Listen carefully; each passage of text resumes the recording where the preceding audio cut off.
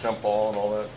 They got the call wrong, and he was disappointed about it and said something, and I don't think he said enough to get tossed, but he did. So I don't know. John, what did you learn about the post-Nerlens part of the season from this? This was a hard game to start with, and we're still trying to learn how we're going to play offensively, what we're going to do defensively, and we came into an inspired team. I told him after, I've had teams come up here and get smoked like this. I've had a couple teams come up here and get smoked like this. The difference is those teams looked at it, learned from it, and moved on. You can't hang your head. Just this is sports. It happens sometimes. They deserve to beat us by 50 today. They played harder. They played rougher. They executed better. They were stronger with the ball. We just had passive guys that did not want to make plays, tentative, and that means you're going to have a 50-point bulge. Willie trying to figure out his way. We gave up 4 offensive rebounds in the first 2 minutes, 3 minutes. I mean, you're not going to win. And so we got to go back to the drawing board. I'm going to have to figure out exactly how we're going to have to play offensively and what we're going to have to do defensively, and we'll go from here. This one is, I'll burn the tape. I'm not watching this one. John, did you? I had to sit through it, so I'm not going to sit through it again. What had been the mood of the team the last couple of days? Did you see this coming? They were awful in practice. I did. Yesterday was our worst practice in 4 years, and I think it was because guys were a little bit. That's what I believe. It makes you anxious, it tires you out, it doesn't give you energy. You're worried that, I got to step up, and I'm not sure I have that. And we all believe, we look at it and say we do have it, but you're going to have to practice that way and prepare that way, and you're going to have to cover for each other. The reason we took the charges is I told them, if you don't take charges in this half, we are running 20-20s before practice, and then we're running them after practice on Monday. Well, they came out taking charges. Guess what? You don't have a shot blocker. You must take charges. We talked about it, but, we got a couple guys that are basically not real coachable. You tell them over and over and over what you want to do, what we have to do, and they do their own thing. And that's where we are. And when they realize that if we don't do this all together, we're going to have many more of these. It doesn't change. And it ain't,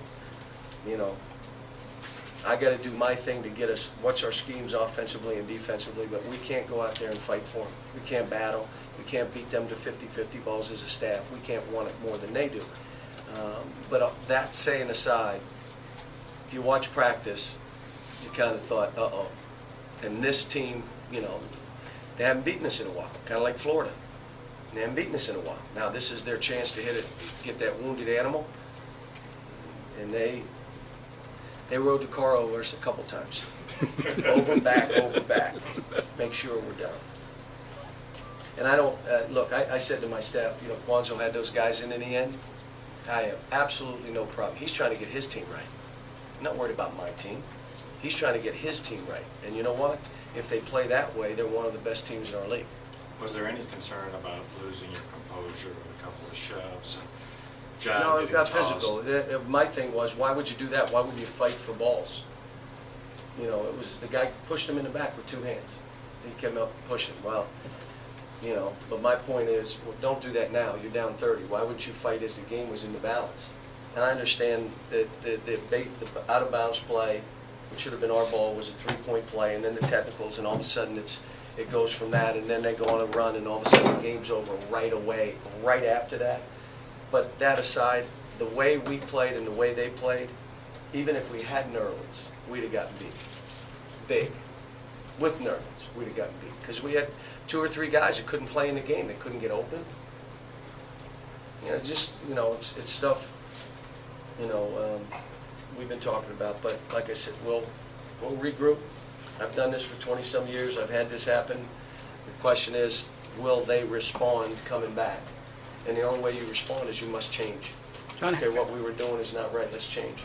John, you sat down at one point, and I think they scored 8 straight early in the second half, and you've been screaming and coaching, and you finally just sat down. Did you sort of just accept at that point? I knew right after John was thrown and all that stuff happened, the game was done. Now, my thing was, let's keep fighting. Let's just battle. And what happened was, you're sitting there, and right out of the gate, we're doing some of the same stuff. you know, your hope is they have it in them to change. You just hope they have it in them to be tougher, to be more focused, to play for each other, and versus playing for yourself. You hope it's in there. And I believe it is, or, you know, they wouldn't be here. But right now, we're not showing that. John, you mentioned a couple of guys aren't coachable right now. How frustrating is that when you're in mid-February and that's still going on? And that's why you say, well, you're being aggressive coaching. That's part of it. We're leaving every time out. This is what you must do. Boom, boom, boom. And the guy comes out and does the opposite three things. Like, you know, we had a guy exhausted in practice yesterday, 30 minutes in. It's middle of February. You cannot be tired. Well, you're tired when you're a little bit shook. You're scared, you're anxious, it wears you out. So we got some growing up to do. This is a great, I'm telling you, for all of us, for us as a staff, for these players, what a great experience we're going to have to go through now. Because you're going to really find out about yourself. My team, look, it's been 8 years since we've had stuff like this happen. 8 years. So now good. Now me as a coach, how are you going to deal with it? You're going to quit on your guys, you're going to coach them. You're going to try to make them better? Is it about you? Or is it about them? If they're struggling, how are you going to get them right? Well, part of it was I started different players today. The other guys didn't deserve to start. You didn't bring it.